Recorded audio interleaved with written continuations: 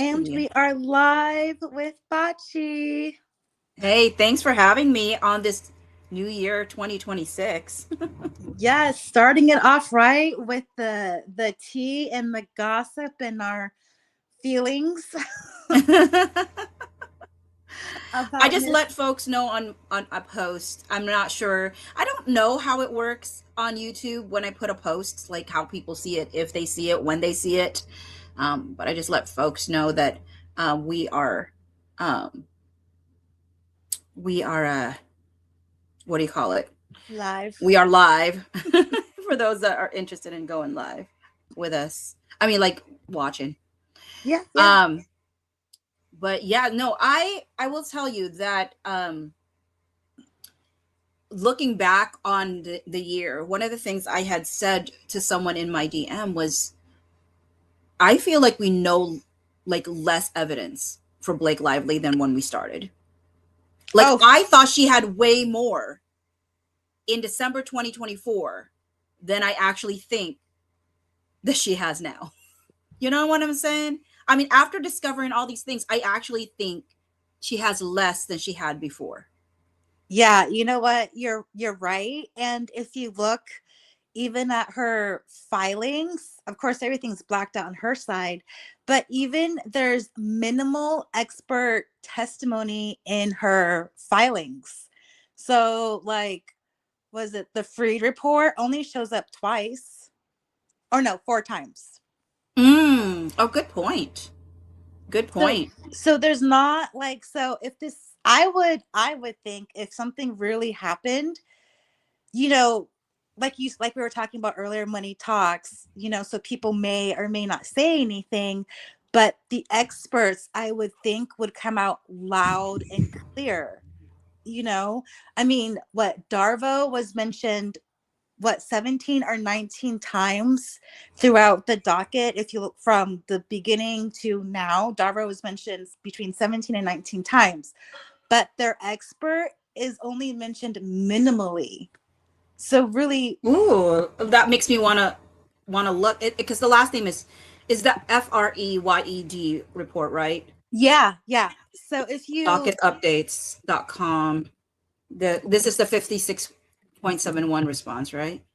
no, if you just do a general keyword search, you can see how many times that term comes up, and it's minimal compared to everything else she's got. Freed shows up once in the 56.1, I think. Just once. For someone of her stature, And then only the once, huh? amicus briefs mention Freed for Darvo. I can't even actually find the one. Let me download this. Let's see if I can actually I can Happy look New at via Year, text. Jill. Oh, that's why I misspelled it. Let me try that again. Um, But you're right, she's and got less and less. And I think what she thought was going to be her witnesses are Wayfair's witnesses and not her witnesses. yeah, and you know what? So I really went in thinking like it uh it looked bad for her for Nicole Alexander. Because it wasn't a great it wasn't a great Deposition. deposition, right? Or Very. at least it didn't feel like it was a great deposition. But then I started thinking about it and I was like, you know what? They never actually attacked her report. They attacked her. They never, yeah. They tried to, and they repeated the same question a bazillion times in different ways to try to make to try to Poke rip holes. apart her expertise, but they actually never asked her a question of significance. They got really granular, and I was like, okay, if you know, everybody has different opinions of like whether you should ask chat something or whatnot, obviously, but I just wanted chat's opinion of like, did she look like a bad witness? I mean expert. And chat was like, no, because they said if they got what they wanted from her, then they wouldn't. like they wouldn't have asked the same question like a Mm-hmm. variety of ways. And he basically the point was like she didn't budge. And one of the things that I thought looked bad first, right, was they were like, "Did you know? You know, we put in chat what zero GPT or whatever, and they said 100% it was AI, you know." And she had already said earlier on those things are not reliable, right? Grammarly, zero GPT is not accurate necessarily, so it doesn't mean anything. And so I was like, well, you know, but she was asked like, do you know why yours came as 100%? And she's like, no. And You then it's like, know, oh, do you know why you came up 87% or whatever in grammar? No. And it's like, then why did your CV show up as 100% authentic? And she's like, I don't know. so Like, I have a point. That is going to look very bad on Blake Lively's team because in the generation of AI and the generation of parenting and have high schoolers who are doing book reports and science reports, their stuff is getting reviewed by AI to see if they used AI. And which is so funny. there's been Inception. many instances where the student has not used AI, but Mm-hmm. they're being falsely accused. And so Yep. now the parents are going to get involved with it because now it's plagiarizing, cheating, whatever. Mm-hmm. So when they bring up that AI report and how, you know, it may not be reliable, it's going to elicit a lot of negative emotions for all of those parents who had to deal with AI, and it's going to look badly on Blake Lively, in my opinion. That's how I feel. Yeah, no, and I honestly think that after I sat with the deposition more of Nicole Alexander, I realized that she didn't try to explain it away. She didn't try because to her, no, there isn't. I don't know what the reason would like. I just know that I wrote it, right? Mm-hmm. I just know that I wrote it. So if it's saying that, I don't know. And then I was thinking about the extra authors and the extra like or the different pages, right? Mm-hmm. And then I was like, well, you know what? I tried to find these articles because we don't have access to the report, right? Tried to find these articles because I was like, you know what? Sometimes they like print these articles in different like Yeah. areas. Mm-hmm. And so maybe she did read it in one report and then read it somewhere else as well and cited both like locations. And it's like also like I sometimes put up like books and sometimes those books have like the main authors, but Mm-hmm. they actually have sub like authors elsewhere, Yeah. but they're not necessarily shown as the top authors. And so I was like, wait a minute, there's actually like legitimately answers um around it.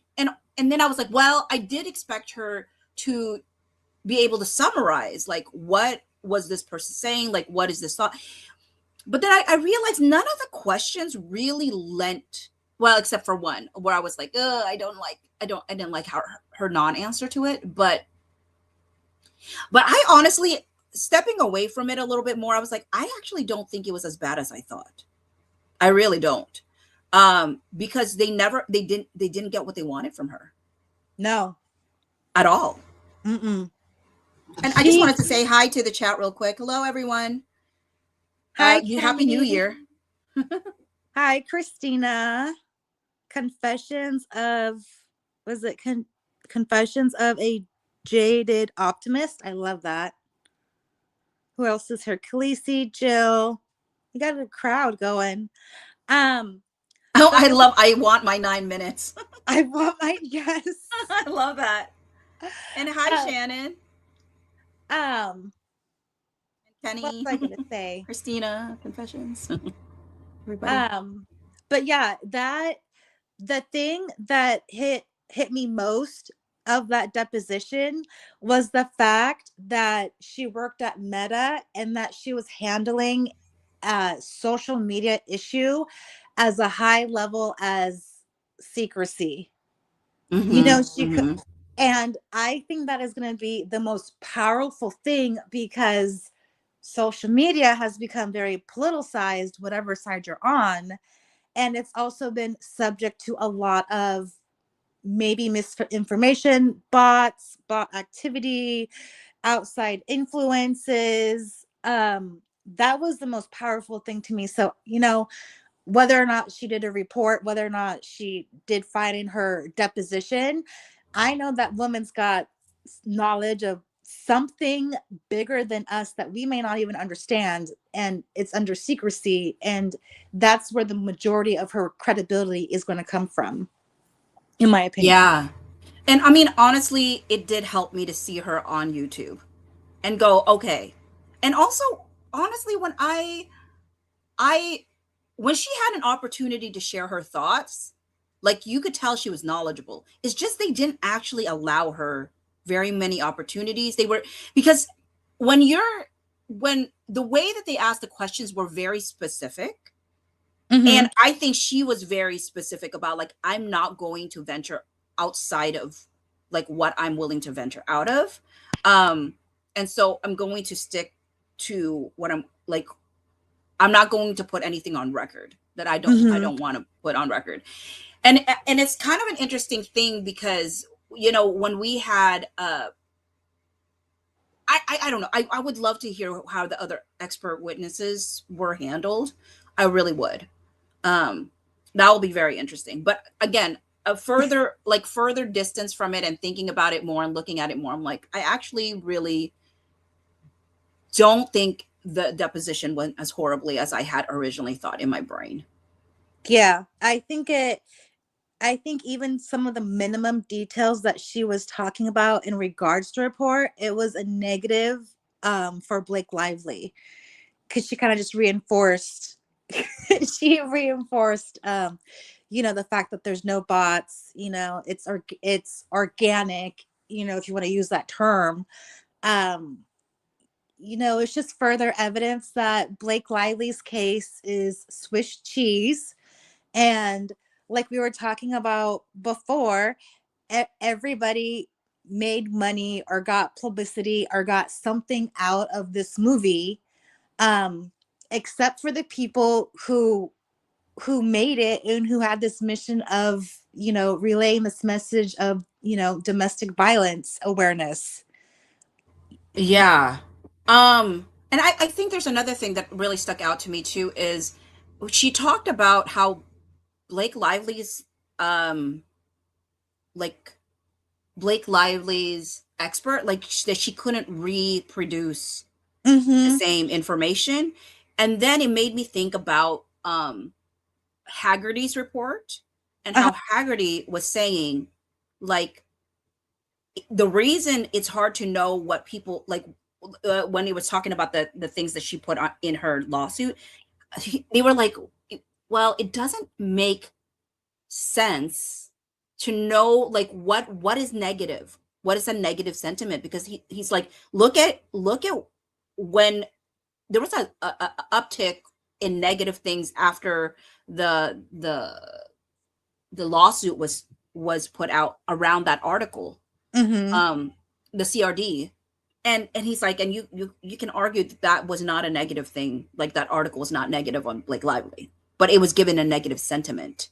Just and so his whole point was like, when you're in the midst of a crisis, those negative sentiments are are like harder to pinpoint because just the very mention that you're in a crisis, Mm-hmm. whether the article is positive or negative to you, is going to seem like as negative because you don't want to be in the midst of a crisis or midst of a conflict or whatever. So The I really think that it's going to be really interesting. Uh, like if she thinks that her witnesses are actually weaker, um, in trying to, and also like, how are you saying my favorite line right now being, you know, August 8th was a Thursday, right? But how are you saying that Jed Wallace was hired that day right and for within nothing. mere hours? For Yeah, and Jed Wallace literally did nothing but made hundreds of thousands of dollars off of this PR. I mean, I'm just stuck on this perfect grift, and Wayfair just got screwed every which way. He's a magician. Yeah, Christina, he is a magician. Jed is a magician. Yeah, no, I mean, and so it's this whole thing has been an interesting ride because um I I'm so thankful for the community that I've built through this case. But I'm also really ready for this case to be done. I really am. I I every time I think about it, I'm like, we should have never been here. I mean, I'm thankful that we are in the sense of like community, but really this had so many opportunities to be resolved. And people are like, well, you should look at I mean, not Jed Wallace, you should look at Justin Baldoni. He should have resolved, but he did. Like, he really genuinely did. And Yeah. Blake Lively even said to Megan Toohey, I thought I had resolved it. Well, you had. So what made you pick it back up again? It was because you wanted to rehab your reputation. You thought it took a big hit. And I really do think, like, looking back at everything, I do think that they were trying to do this hit piece on Justin Baldoni in August. And the Oh, reason no doubt. No doubt. I even say that too is because Yep. Jenna Redfield said, I've been waiting for this since August. So, I like, think something was coming in July, and they were trying to make something happen in July, and it didn't take off. So I think it trickled into August. And it's interesting that you bring up Jenna Redfield, because she is the only content creator that we haven't seen been subpoenaed, but is also the only content creator in August to start commenting on a future lawsuit, whether it is attached to SH or SA, but well, or she was in hostile part of work Blake Lively's environment. disclosure. She is in there. Yes, as a content creator. So I don't know if she got a subpoena or not, to be honest, because we don't get to know what people who got subpoenas necessarily unless something hits the docket to let us know, like, people are objecting to the subpoena, or they're trying to run away from the subpoena and like they have to do an alternative service or something. We Well, don't here's get to a know. question for you. Would Jenna Redfield even want to accept a subpoena? Well, I mean, if Blake Lively's the one who's doing the disclosure, I mean, isn't I feel like Blake Lively putting her on their disclosure is trying to make it feel like, oh, we weren't the ones feeding her information. But I'm like, I think you have to be the one to be feeding the information. Oh yeah. If Jenna Redfield said that she got information that's so close to what ended up in the lawsuit, well, there's things that we find questionable within the lawsuit, things that Mm-hmm. we think that Blake Lively like fudged on. So Yeah. if any of those things that she fudged on shows up in what Jenna was told, then I'm telling you, it came from Blake Lively. It could have come from Blake Lively, Ryan Reynolds, or Colleen Hoover's camp, or all of the above. But she got fed purse. The thing that I thought was wild with Jenna was that she would say that Ryan and Blake are holding this close to their chest, and that they're trying to find they're gathering all their evidence against Justin Baldoni and Wayfarer, right? So a part of me was like, so you didn't think, Jenna, for a little bit of a second, why Ryan Reynolds and Blake Lively are supposedly holding this close to their chest, and you as a random content creator is getting the inside information? You don't think for 1 minute you're being utilized by them to So plant seeds of doubt in people's minds before anything came out, and then be used to go to the news because she went to the media. Sorry, she went to the media to yep. have them talk about it. And I think the frustration that Ryan Reynolds and Blake Lively had was Melissa Nathan was good at her job She and was. was like, And, Jenna Redfield admitted that previous journalists couldn't verify the events that she was saying. But then why would you continue with an additional two more if you knew the last two or whatever gave you feedback of that and you're afraid of the term defamation? By the way, Jenna Redfield lives in Minnesota. She's a marketing person. she markets for local businesses. Ryan Reynolds just released an ad in Minnesota in regards of his, is it ugly wine, ugly whatever.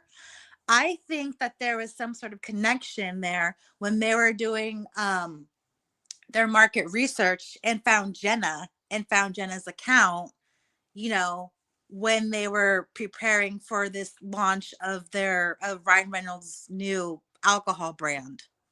That And was that back in August. I mean, I thought it was just because articles started writing about Jenna Redfield, because the original stuff about around Jenna Redfield that articles wrote about was that she believed that um, Blake and Ryan, one of her theories was that Blake and Ryan had creative differences with Justin Baldoni, mm, and that's where the rift was coming from. yeah, And so that was literally, like, if you read all the articles on around August 7th, multiple articles revolved around her theory that it was creative differences and that Ryan and Blake had like issues with those creative differences. And so I felt like that was the reason they, because she was being written about in these articles, she was one of the first to speak about it. I thought that that's when they were like, we got to get to her, we got to change her mind, because she's the one that can change people's minds, is what I felt at that time. do you think it also could have been, let's say they were planning this in August, right? Because there was articles that came out in September that said Ryan Reynolds will, buy the sequel out, and he's so grateful for his wife for being a stay-at-home wife and having kids and all that stuff. I kind of think, what if this whole lawsuit wasn't about rehabbing image, but getting the rights to the sequel and forcing Wayfair into bankruptcy, that they have to be forced to sell them the sequel in the franchise. I've always felt like the sequel was on the table. I mean, now I don't. I think she's kind of ruined the evaluation of it. Yeah. Um, but I've always felt like the sequel was one of the biggest motivators, and why I also believe that she never planned to sue. I think she wanted to apply pressure. I think they said no, that they weren't going to sell it, and I think she applied pressure. Wanted to apply pressure somehow, but also because I do believe that they were trying to put the smear out as early as August, and it just didn't work out. I think the lawyer, like all the folks, you know, uh, blasted. I just totally lost my train of thought. I apologize. But can I answer real quick the chat? So Yeah. Kenny said, Bocce, were you checking your emails when the subpoenas were coming out? No. I mean, I didn't think I'm on anybody's radar, to be honest. Like, um, but I forget sometimes, because I always have in my mentality, I'm such a small channel, like who's really watching me necessarily. But then I forget, like, it can go about like above your like circle, and it can go to Reddit, it can go to other places and whatnot. So I was like, oh yeah, I guess I could have been if they wanted to, but they didn't want to, and that's fine with me. And the other thing is, Christina saying, did you see what I sent you, Bocce, about Bending Spoons buying StreamYard, and that Ryan is an investor of Bending Spoons? Yes. As we're here sitting in StreamYard, yes. Oh, I didn't even Uh, know that. yeah, I read, Okay. I actually sent the two articles to Elsridge too, and I'm like, ah. But yeah, so I don't know. Uh, I don't know what I was saying, but oh, the I think it was uh, um, whether or not I believe the sequel situation. Yeah, I've always believed that that had legs. Obviously, people are going like, well, of course you did, because that's exactly what Justin Baldoni and his team wanted you to believe, because that's in their scenario planning.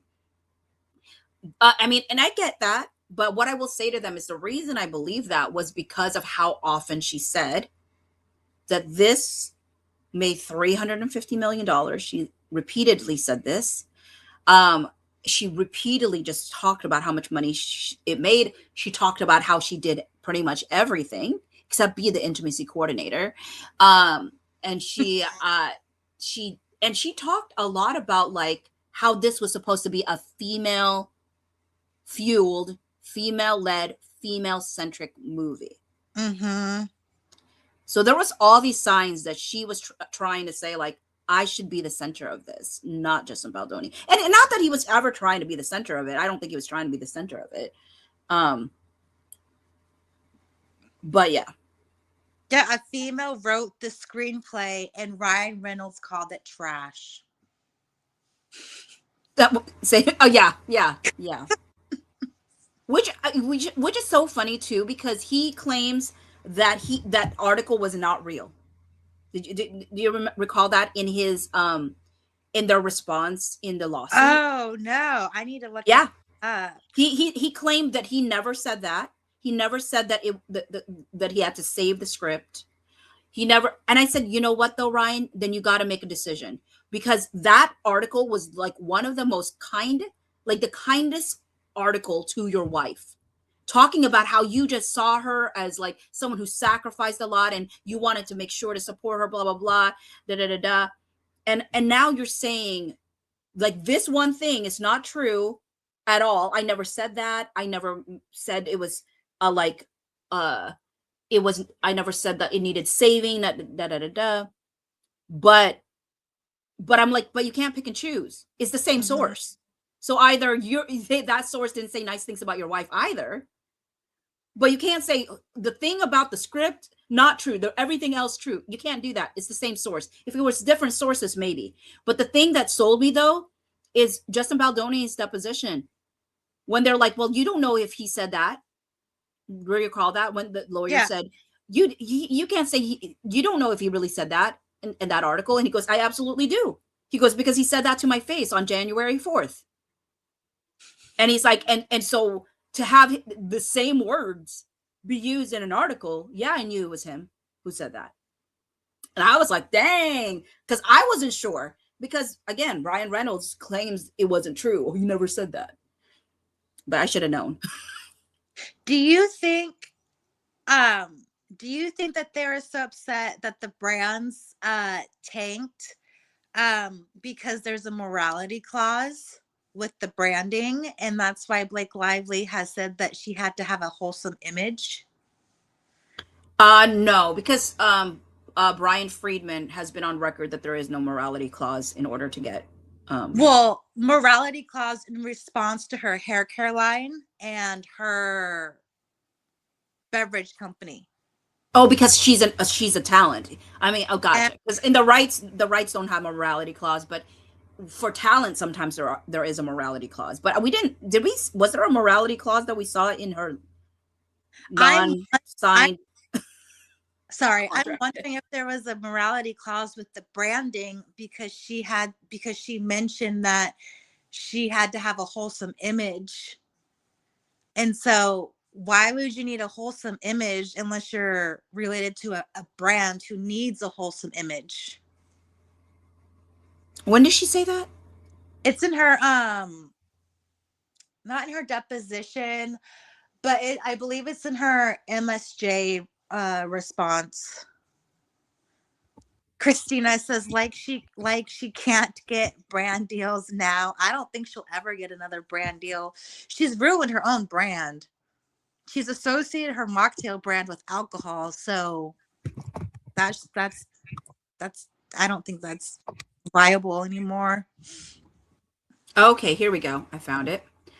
The Wayfair defendants impunged Lively's reputation. Courts have long recognized that making disparaging or untrue statements or otherwise besmirching an employee's reputation can constitute adverse treatment, especially when future employment requires a wholesome reputation. I mean, especially when future employment requires a wholesome reputation. I was thinking she was talking about brands when she was mentioning that. It just says the Wayfair defendants redacted, which directly undermine Lively's ability to perform her job, including by jeopardizing her ability to promote the film alongside Hoover. They furthered the pattern of adverse acts against Lively's redacted despite her well-documented contributions to the film. By the way, I really, really, really, really, really want to read what she wrote to the PGA about what she did. I want to Oh, see it so bad. me too. I have to. Did you know that they could rescind that? I They can. mean, They can. There's some sort of clause in the PGA that they can rescind that, and Bradley Cooper even had commented in like 2017 about a PGA having to be rescinded on, I don't know, some movie that was involving some producer. But I was wondering if this will threaten, if this lawsuit and all of this stuff will threaten her PGA credit. yeah, it looks like when I mean, obviously, I just Googled it, and that's never just enough because sometimes Google tells you incorrectly. Especially their AI is horrible. Their AI does not do I searches really well. Um, so I've always had to like go to the links to see what they're talking about to see if it's even accurate. But it says the Producers Guild of America has the right to rescind a producer credit under certain conditions. According to the Consumer Financial Protection Bureau. Oh, wait, that has nothing to do. Is that just credit in general? I don't The know, first but read line, it maybe. anyway. Maybe I, they're I feel like it's starting to go into like, see, that's what I'm saying. I don't trust any. Google has, it's so weird. Google is such a large entity, and yet their AI is horrible. It's probably one of the most horrible AI summations I've ever seen. And I remember putting something in about Blake Lively and in Google, and it was so highly inaccurate. So I went and looked at it a different way, where it doesn't have the AI summary, and that pulled up accurate things. So it makes me think about Terrakeet and how Terrakeet says that they have control over it. They can have they have 100% control over Chat GPT, and um, and I was like, that's wild to even proclaim that as one of your capabilities, you know, Mhm. because nobody should have 100%, like they can't. And ChatGPT obviously is like, that's not true, they're falsely advertising. And I was like, but sure. But anyways, sorry, I'm sorry that I'm so like mini distracted. um You're and good. I'm like going everywhere and anywhere but nowhere at the same time.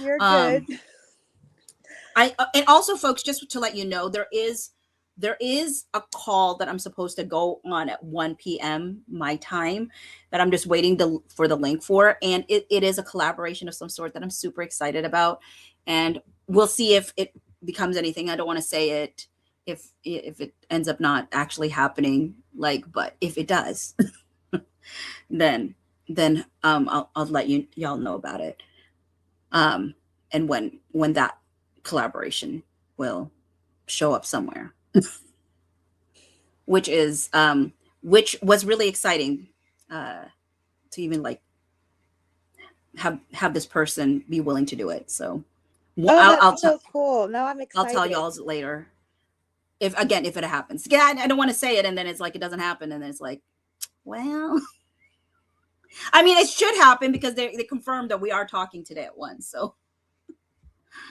anyways. Oh, here's a comment. When Darvo expert is on stand, BF should show paparazzi fan video of BL biting and sucking JB's lips, then read BL's 30-point list accusing JB of this and ask, would this be considered an example of Darvo? Yeah, oh, I mean, even her lawsuit itself, I would say, doesn't she basically say just because like I chose to do it doesn't mean it, like Right? basically it's rules for me, not for thee. Like I could improvise kissing, but like No you one else can't. can't or can. Yeah. Like Yeah, it is really one-sided. And you can see it. Yeah, I'm just, and I'm really still wondering about Isabella Ferrer.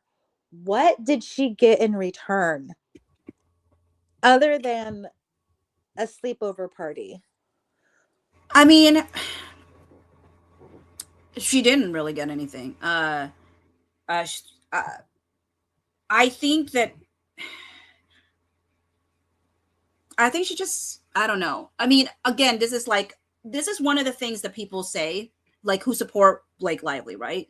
Their big thing is like, well, why would any of these people do any of these? Like, how could she manipulate all these people and whatever? Like, if Isabella Ferrer never gets another job, like, the, then she must have just believed Blake Lively, right, or whatever it might be. But think about like the interview where they were supposed to manifest something, and she said like, manifest, I want to manifest like another job, Mm, and and um they said, oh, I'm pretty sure you'll already have that, and Blake Lively said, I think Blake Lively said something about like manifest it starts with us, or whatever. But I heard from people who like read the book that like young Lily's not part of that. So I don't maybe even know, you know. maybe it's the Sean Levy connection, because Blake Lively took her to the Deadpool premiere and she got to meet Sean Levy, and she commented about meeting him and how he was so nice. So maybe she was like, maybe Blake Lively was trying to, you know, put Isabella Ferrer's, name or essence into Sean Levy's mind for future projects. Um, Kind of like what she did with Paul Feig and Brandon Sklenar. I think the tougher thing for Isabella is like Brandon's gonna have a career. Like, Yeah, and he's gonna. he's had one. Yeah. And this was her first one. Mm-hmm. I mean, I honestly think that Blake Lively ruined her first movie. Like, she really was so thankful with Justin, and then it is what it became. You know what I mean? Yeah, sad. It is sad. And It she's is still incredibly sticking sad. with her. That's the I weird mean, part. but is she? I mean, yes and no, right? Like, actually, let me see. How she did bring up Ferrer a lot in her. uh well, actually, let's look at how many times Ferrer was brought up in her 56.1 response. I mean, because I mean, to me, it spoke volumes that Christy Hall was not part of the deposition that she cited. I don't know if she got deposed, but she's the one who put Christy Hall in her disclosure list. So it was interesting Mm-hmm. that she didn't utilize her, but she had Alex Sachs have Christy's name up in her mouth. Yeah. So, okay, so Ferrer's name came up 22 times in this 259 docket. Um, One had to do with whether or not they got like uh information on how to like put in HR complaints. The other one was around, yeah, like another, the other one was also about that. Um okay, all, and the other one was about the harassment training. So none of these things, like, it's just factual things like, did you get a handbook? Did you Mm-hmm. attend a harassment training? Um Another one was around, again, the harassment training. Dang, is it all about the trainings? Yeah, it would have to be that. Oh my She word. has got nothing. She's got really nothing. She's Yeah, it's asked if like she knew who to contact in the HR, and if the hotline. Oh, honestly, all of these are just very basic. This is not corroborating anything. yeah. Except now we have 70, where uh where they put 70 down. Okay, so 70, paragraph 70 is redacted, right? Mm-hmm. Um and it was redacted to by Wayfarer because it's Ferrer's like deposition. So Ferrer said something in her deposition, and because it's after paragraph 69. So paragraph 69 said, on June 11, 2023, before the Young Lily and Young Atlas intimate scene was filmed, Baldoni flagged to the production team that they would need to coordinate and work with the intimacy coordinator. And she responded that that was undisputed. So then they put in something on paragraph 70 that revolved around Isabella Ferrer's like actual like statement that she made in the deposition. And they responded that that's undisputed, that redacted, but it's disputing, however, that, and then they redacted a bunch of things. So they cited what Isabella said. Isabella said from page 32.9 to 33.5 is what Wayfarer put, 32.9 to 33.5. And when they disputed it, they cited Lizzie Talbot's deposition. They cite three different locations in Lizzie's deposition. And then Ferrer, they included 4 different locations in her deposition to dispute whatever thing that they are disputing.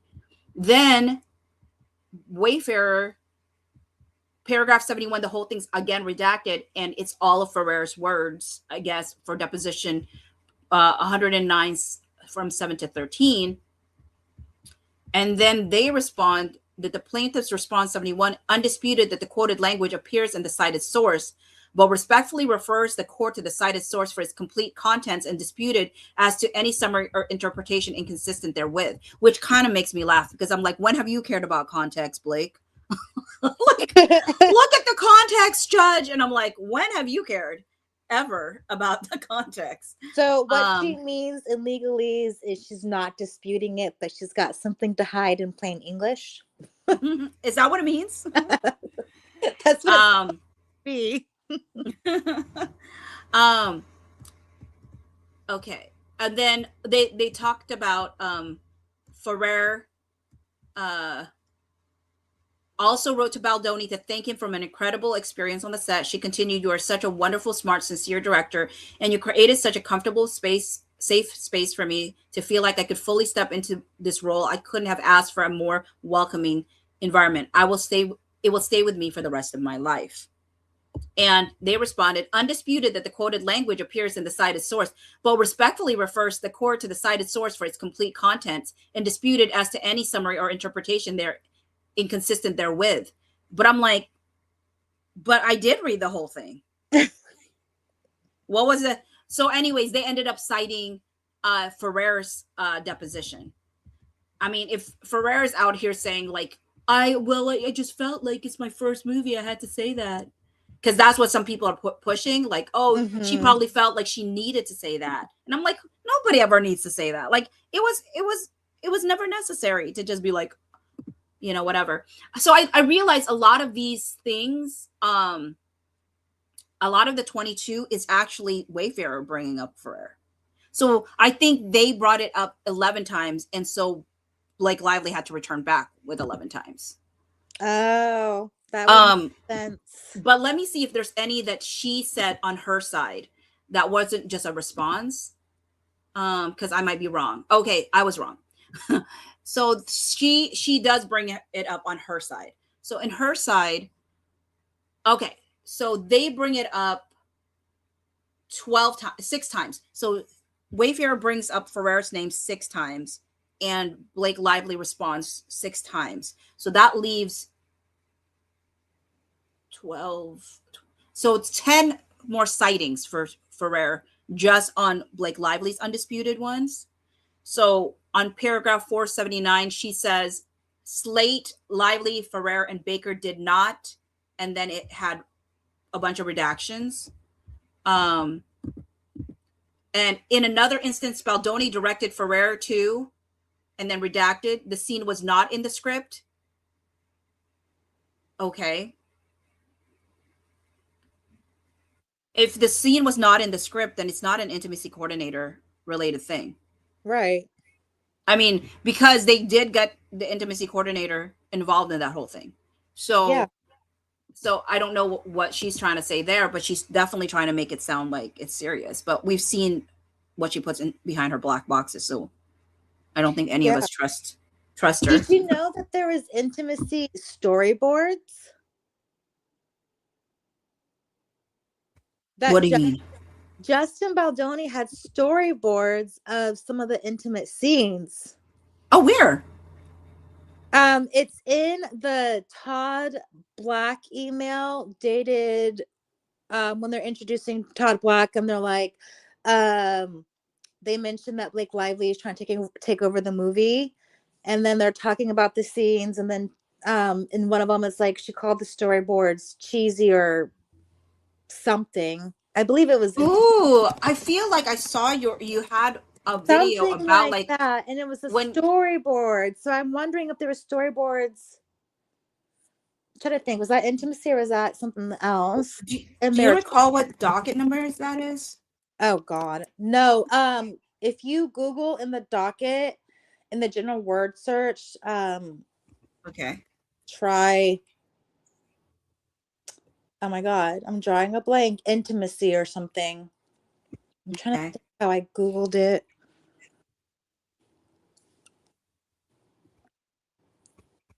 But it's an email in between um Alex Sachs, Justin Baldoni. They're basically just trashing some of the scenes, and it's funny. I mean, I do recall the one from Justin Baldoni where he was talking about giving her 98% of what she wanted. But Yeah, was it the the same one? yeah, I think the storyboards. It was the one where they were talking about each individual scene and what changes to make. Uh-huh. I do recall that. Um, so I know which one you're talking about if that's what you're talking about. I Yeah. thought it was only Justin Baldoni to talk, but you're saying that Todd Black also responded? Todd Black was part of that discussion, and Alex Sachs actually provided notes on some of the scenes as well. But I didn't read Alex Sachs's notes. I probably should have. Wait, where it I would have read that. What are you talking about? Where? It's in the docket. I happened to find it when I was trying to find the original script, and I let me Oh see if my it's. word. Let's see. Can I get to my email if I'm streaming? Okay, you guys are still on there. Oh, is it the December 28th, 2023 email, Exhibit 81? I think so. Okay, let me open that up. Download. Okay. I want Okay, it let me see if says I'll try to share my screen and see if you can share. I know that you said you're on your phone, so I don't know if you have to yeah. grant it. Can you grant it? Does it see a request? Do you see a request? Let me see. No, I don't see a request. I mean, like you don't see something in the backstage that you can Mm, allow to go on stage. no, I don't Oh, think I can do it from my phone. We'll have to do another no, live. I mean, I'm trying to present like, so Yeah, I didn't I know don't if. have. Oh, okay. Well, I'm gonna stop attempting that then. Stop Sorry. screen. No, that's all right. Okay, so I'll see what you said here. Okay, so it starts off. Um,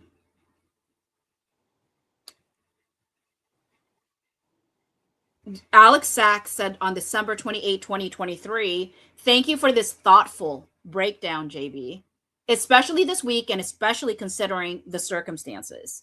I'm free after 2 p. PT today or before 12 PT.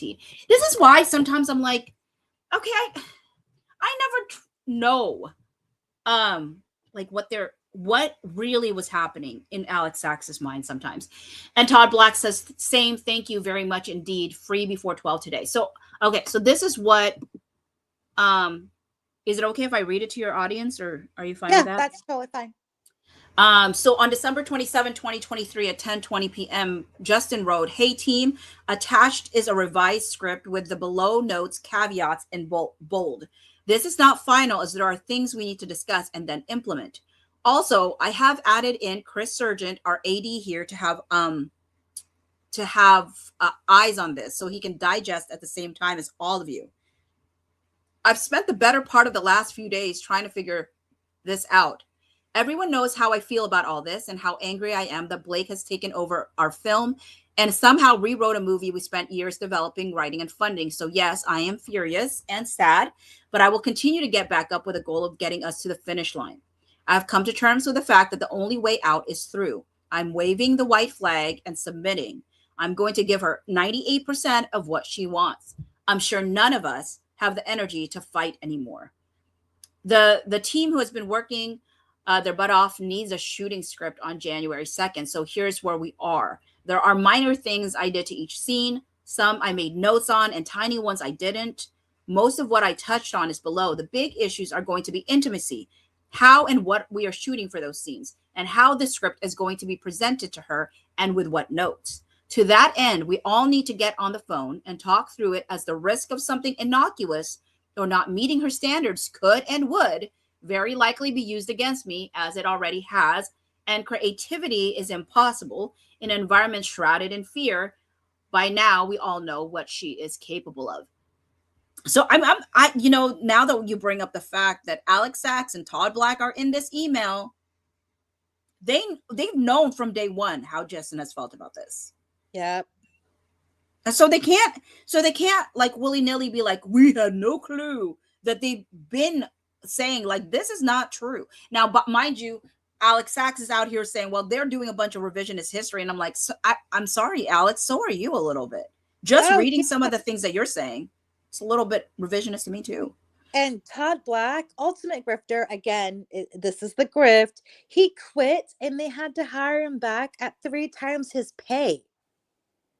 I don't know if it's a grift more than like, I think he was like, this is not worth it.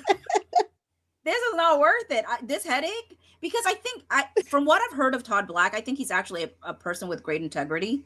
Mm-hmm. I think that he really was appalled by what he witnessed. Yeah. And he's like, I'm not going to be a part of this. But money talks. but I don't know. We'll find out what Todd Black says, right? But for him to say allegedly in the lawsuit, right, that he had never, he had never like witnessed something like that ever before. Yeah. I mean, Shorty, I can believe Alex said something. I don't think Todd did, but I can imagine Alex did. And the reason I can imagine Alex did is because the whole complaint that Blake and Jenny did around like the birth scene and the trailer, like she was the first one to tell Justin Baldoni and Jamie Heath about it. It wasn't Ange. Ange called afterwards. And when Ange told them the story that was being told to her about those things, they were shocked. So that tells me that Alex did not tell them that. Mm-hmm. I think that Alex withheld what they were claiming, and it was only Ange that gave the 411, the true 411 on how they were trying to portray things. So, anyways, so then it says, actually, hold on, let me see if I missed the email that I was supposed to. Oh, there we go. Okay, it's happening. Okay, double check. You know when you're like, okay, 3 p.m. CST to PST is what? 2 hours, so it should be at 1. So I get like, is it really happening? Okay. Okay, so here's where we are. There are minor things I did to each scene. Some I made notes on, and tiny ones I didn't. Most of what I touched is below. Oh, wait, no, I read that already. We know what she's capable of. Okay, the rest of the notes below we need to walk through together. Let me know when we can all hop on a Zoom tomorrow. I am hopeful we can find a path forward together, but we must now act as one. So and Blake Lively's complaint, when she's complaining that Justin Baldoni, was adding scenes, it was really what? Todd Black and Alex Sachs? And Justin Baldoni adding scenes or adjusting scenes? Say that one more time. So, you know how Blake Lively accuses Justin Baldoni of adding or changing scenes and blah, blah, blah. But in reality, it's actually the whole group of producers that are adjusting the scenes so It's not Justin Baldoni. It's Justin Baldoni, Alex Sachs, and the producer that she hired. Yeah. Well, I mean, I think she claimed that in for phase one, Yeah. and she claimed it specifically around like intimacy Hmm. scenes, because she was changing things all the time too, and everybody's hands were kind of on the script. I think she was more so irritated with what he was choosing to add, or claims that he was adding, which was really just to bring it up to her and decide like if they were going to do those things or not. I'm Talk. wondering if there was so many changes to the script that she forgot what she changed. I mean, possible, but I mean, there's certain things that she said it was her, but now it's like it seems like it's supposed to be Ryan Reynolds. I don't know. Maybe That thing always will confuse me. Um, okay, so maybe it said you're right. Maybe it was Ryan Reynolds. Maybe Ryan Reynolds was working on the script while his wife was working, and she had to go home every night to make sure to get a heads up on what's going to happen the next day because Ryan Reynolds rewrote everything, and she's supposed to, you know, because that rewriting the script must take time, and I mean, and Ryan loves to make another pass on a script. He said he was working on the script for Deadpool and Wolverine right when he was texting Justin Baldoni. He mm-hmm. pass on the scripting. Um, but yeah, removed rewrites on funeral scene which was already shot. Scene 11, adjusted lines, removed Ryle saying pretty please, not in character, and removed subsequent Maraschino cherry line, which we know that didn't happen. She she, kept it. she She was like, we are not cutting this. This is my husband writing this. Or maybe she wrote it, but I mean, Christy Hall thought it was Ryan Reynolds. She said if the cherry line was Ryan Reynolds, well then I guess more not she didn't say more power to him, but like but when she found out like that she was giving credit to her husband on that, she was like, well, I did notice there were a few things that I thought she was just improving, but if it turned out to be Ryan, well then great. I think Christy Hall got the shaft and all that. I think so too. I don't think she was ever part of this whole thing. I don't. Mm-mm. There was a moment in time I did. There was a moment in time I definitely did. But then I started thinking about all the pieces available to us and I'm like, I'm not convinced. Mm-hmm. If I mean, to me the biggest tell is the only reason we have anything is Alex Sachs. And the fact that Ange was asking about it in June of 2024, asking her, was there anything back then that she had brought up? So Yeah. I think everything went down during botchy book bonanza, because I mean even like the final I did a video on it that I forgot to bring over to YouTube, but I put it on TikTok, was like Liz Plank, her final like episode with Man Enough was June 17, which was 3 days after book bonanza, and like the same day as Blake Lively, basically saying like I'm replacing the composer. So I mean, I feel like a lot of things happened during that weekend. Is all I'm saying. Yeah. Botchinanza.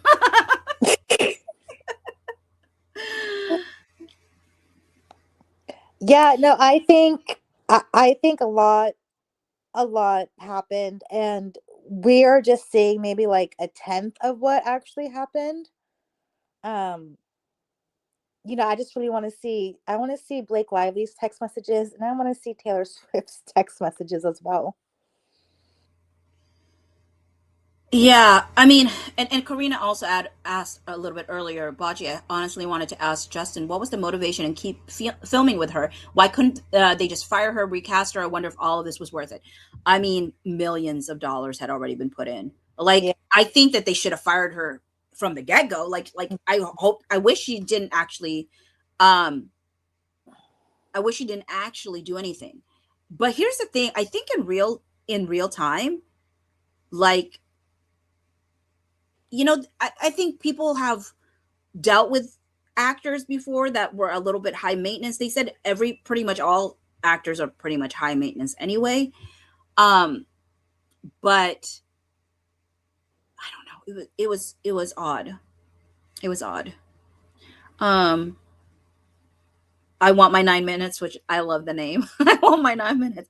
I believe Blake would have sued him and made the same complaint. She was probably hoping he would, so she could prove he got rid of her to shut her up. Yeah, probably, Yeah. possibly. Either way, it was just too much money, like, put in already. The thing that I find really interesting though is like how in the world Sony was the one that approached Wayfarer first. And so that's why I originally thought, ooh, was Christy Hall involved? Mm. She had just done a movie with Sean Levy's company, um and all these different things, and so that's what made me suspicious at first. But then I'm like, there's just too many things that, like, you're never not gonna touch Sean Levy or Ryan Reynolds in this industry. Like, if you're in the industry, like, I mean, this industry is small but big, but not at the same time. So, like, there's going to be people that you're going to have 7 degrees of separation from somebody. WME, da da da da. That doesn't make you dirty, right? Um, so I really don't. It has to be more things than that to convince me that somebody is like, uh whatever. But the thing that gets me is Liz Plank. I, you know, because Blake Lively thanked 3 people for why she became Lily. She thanked Ange, she thanked Alex Sachs, and then she thanked Liz Plank. Obviously, she also probably should thank her nanny, Eden, for bringing it up to her. But she said to Liz Plank something to the effect of, like, "You're the reason why I'm Lily," or something. And so it makes me wonder, like, why, Mhm. how did Liz Plank help her become Lily? And that always has sat with me. And then when I used to be like, oh my word, I can't believe she abandoned Justin Baldoni after being on this podcast with him, da da da da, because I thought she was friends with Justin Baldoni before Blake Lively and Ryan Reynolds, but it turned out she was friends with them before she ever went on that podcast. So then I felt like I saw the moment that somebody had suggested that she reach out to Justin Baldoni to join him and stuff, and she's like, oh yeah, the reach out has been done. And it's like, so she also initiated it. So a part of me is like, so Liz initiated being on Man Enough with Justin. Sony initiated being part of, like, It Ends With Us. It just makes me go, like, this is interesting when people are initiating things that Wayfarer themselves were not looking for. Mhm. Um, and so then I get a little bit suspicious sometimes, I guess. Well, I think it just might be prior knowledge that other production studios were trying to obtain the rights with Colleen Hoover. So I'm thinking maybe it was just like there's blood in the water and they saw a small studio that they could get their hands on, you know? Yeah, it did blow up like 2 years after he bought the rights. Yeah. Um, and and the thing is, like, that one Reddit poster that was so anti-Baha'i, Uh-huh. um, they kept saying things like, what not kept saying things. One of the things they said, right, was, they said, let me look at what my notes said. They said how bizarre it is that this big opportunity fell into his lap. That doesn't just happen. And I'm like, literally, Mhm. the man, like, cared about it 2 years before it blew up. It's not that, like, what are you Yeah. talking about? Yeah, it's a really sad thing what happened to Justin Baldoni and this production company. I mean, as a whole, they set out to just bring awareness to domestic violence through, you know, uh, through art, through a movie, through, you know, interpretation. And they tried their best to interpret it through the female gaze to make it, relatable. Um, and I'm kind of wondering what the director's cut looks like. And I would love to see the director's cut, and see how vastly different it is. I don't think they Um, got to finish it. yeah, he should. I wish they did. I mean, I think the main things, because it actually does change things, obviously, is music. That was the Yeah. biggest, one of the biggest things. It sets the mood, right? Like that's why you use music. Like I remember watching a movie, I forgot what the movie was called, but I remember watching it and I'm like, this is a rom-com. But the premise of the rom-com, I'm like, honestly, you put different music, it could be like a horror flick. Mm-hmm. And so music does a big thing. I mean, she was out here saying that if she could, she would have made every song Taylor Swift songs. And I'm like, uh, so you think No. that what, like Taylor Swift wanted her music to be attached to the idea of domestic violence, or like what exactly, like why would you even jokingly say that you would have wanted the whole movie to be just Taylor Swift music?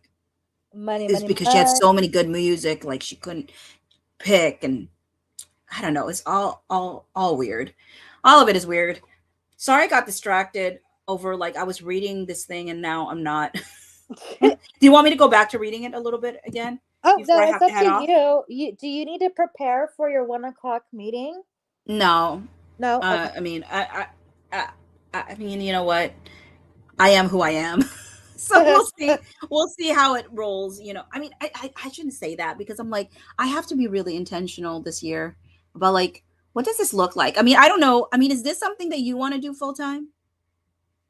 I would. Well, like I haven't been shy about like my mission in this Oh, YouTube, passion. but I would love to do this full time if I can raise awareness for other social issues, like DV, suicide awareness, mental health. I work in healthcare.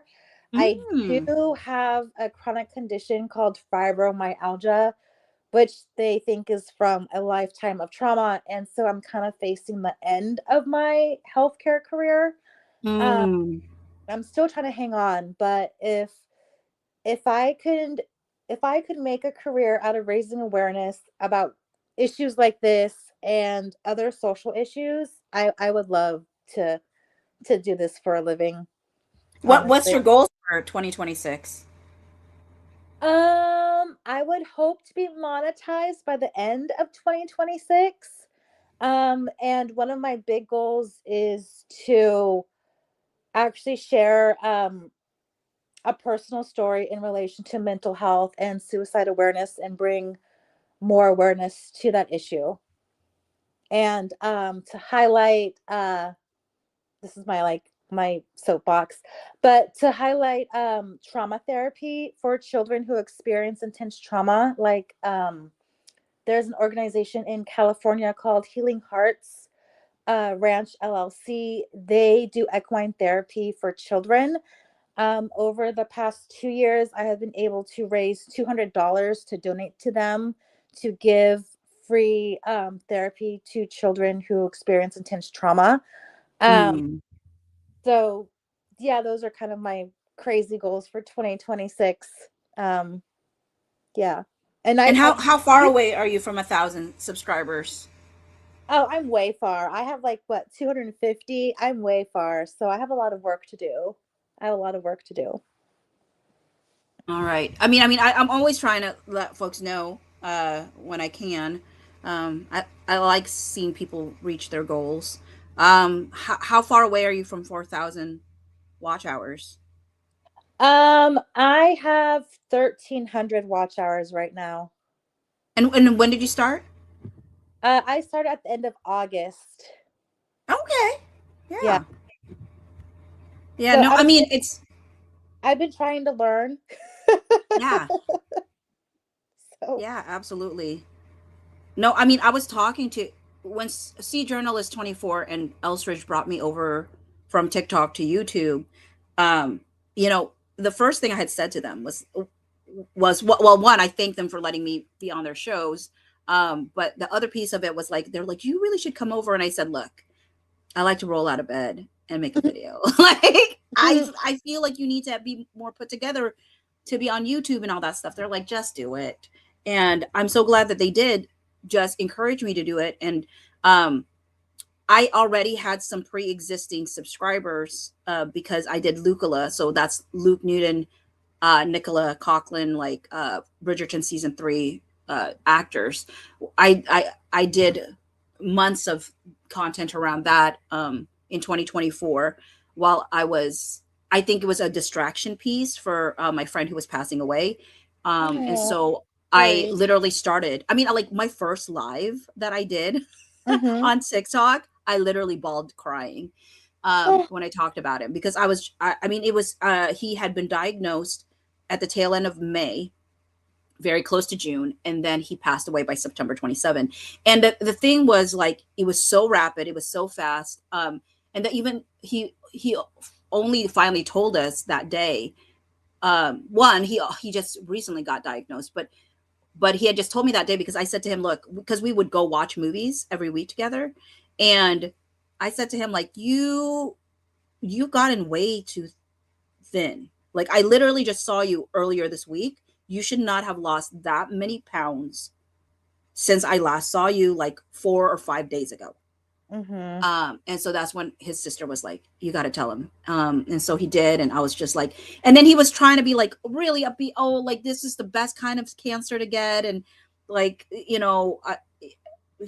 I'm, there's some like therapeutic something, or I don't know what he was, but I knew he meant metastasized already. So I had Googled, and maybe Google is not your friend when your friend is passing away, but I Googled it and I was like, there's no stinking way. Like this is, he's got to be stage 4 at this point.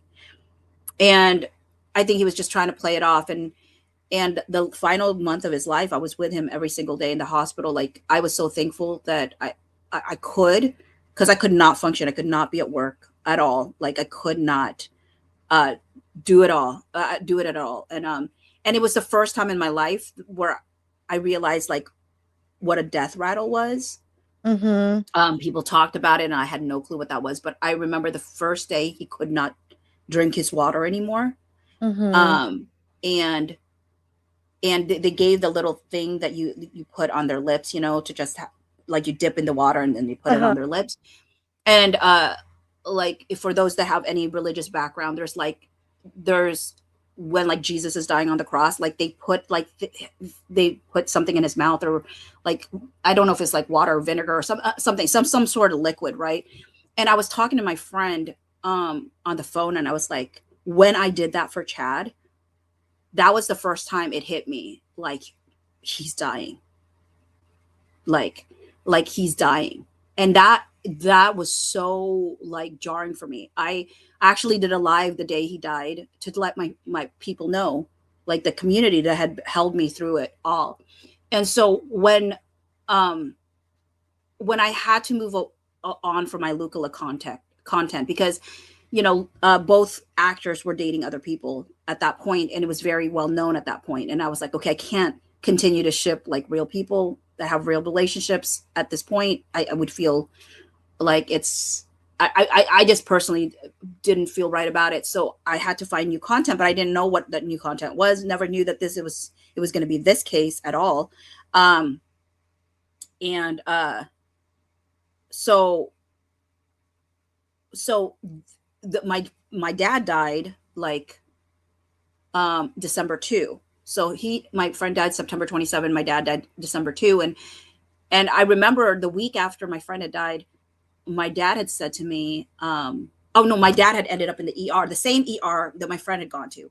So like I literally went to visit him, and and the people at the ER said, oh, you know where you're going, which is like, you never want the ER people to say you know where you're going. But and I went to visit my dad, and I said, Dad, I know this is going to sound incredibly selfish. I know it's selfish.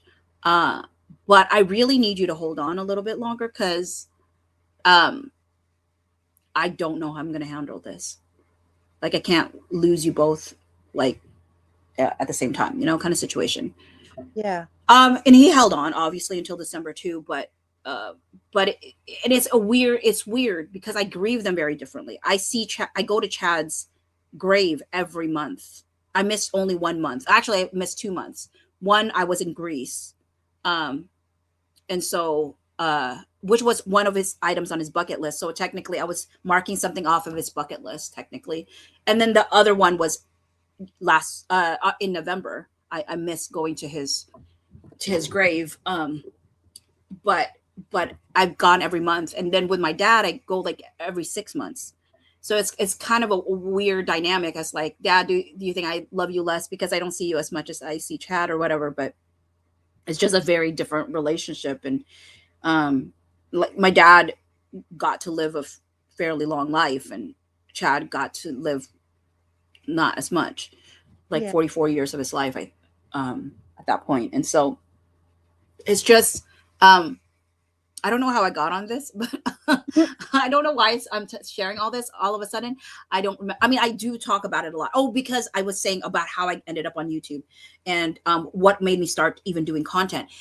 Like, I started doing content in a lot of ways to almost distract myself, and then when I got a community, I was like, oh, this is actually incredibly helpful. And I think so many people prepared me for Chad's death. People would email me about the or DM me like stories of their own family, or they were like, I'm sorry to tell you, like, they didn't want to, like, I guess, make me feel bad, but they also, I think, I said, it didn't make me feel bad. It made me feel more prepared, because I think they were letting me know the signs of what they saw in their own family members. Um, um, so it was just kind of one of those situations, right? So all to say, like, the beauty of it, like, and I'm sure you're finding this as well, with the community that you're building with your channel, right? It's like you get to meet so many wonderful people. Yeah, there's going to be folks that try to disrupt the peace, but they're very few and far between. The majority of the people you're going to engage with really do care about you and care about your content. I mean, and that's actually like the great part is, like, the great part I think of it is when people can move beyond like just caring about the content that you're bringing, and they can care about you, because then no matter what your content is, there's still some sort of connection that people can or are willing to go with you. And that's one of the things I was saying, like, I don't know how many folks would go with me once the content changes, because I'm hopeful.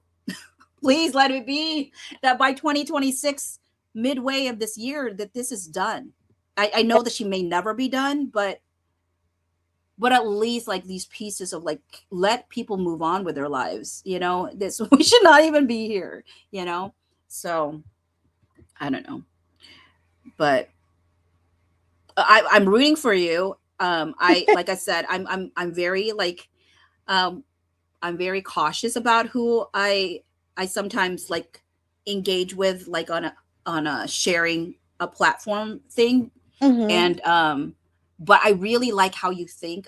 I had to watch some of your videos before I felt comfortable, and I was Yeah. like, ooh. And I think what sold me on you is really that you notice things that I hadn't noticed. And I'm a very detail oriented person, and I love picking things apart. So when somebody brings in a perspective that I don't have, and is very much based on like the filings themselves, and looking for patterns, like, that's my cup of tea. Like, I love it.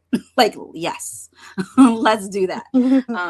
So I mean, I'm rooting for you to get to your 1,000 and beyond. And I think that once people get a taste of like how your mind works, and how you go through the things that you go through, I think they'll really attach to that, and enjoy that. Do you think there'll be a day that you'd put your face on, like on camera, or not really? Um, I would probably, well, I'm in healthcare and so I work with the public. Mm, So gotcha, gotcha. I Is that the reason then? Like sometimes people are just shy.